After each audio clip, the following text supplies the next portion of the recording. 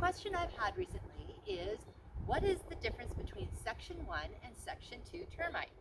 The reason that this is important is because when you're writing a contract, a lot of people think that they have to have a clear termite, and there are two different sections to it.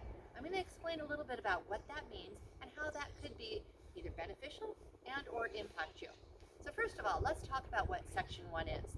Section 1 is either dry rot or bug damage to the property. So as an example, if you look back here,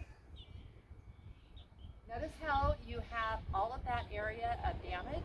Now that could be either from dry rot and or bugs, or probably a combination of both.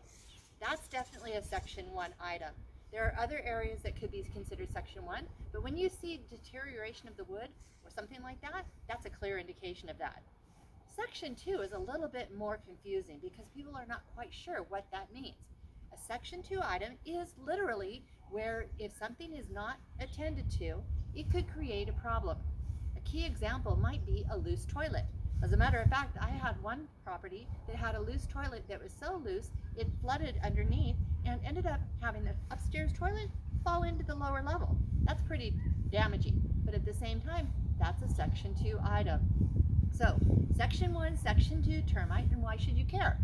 The reason it matters is because in some of the loans that are out there, they do not allow a property to be sold unless the termite clearance is issued. An example might be FHA or VA. However, the good part about that is that there are multiple ways to work around that I know how to do. So, if you're going conventional, it may or may not play into it.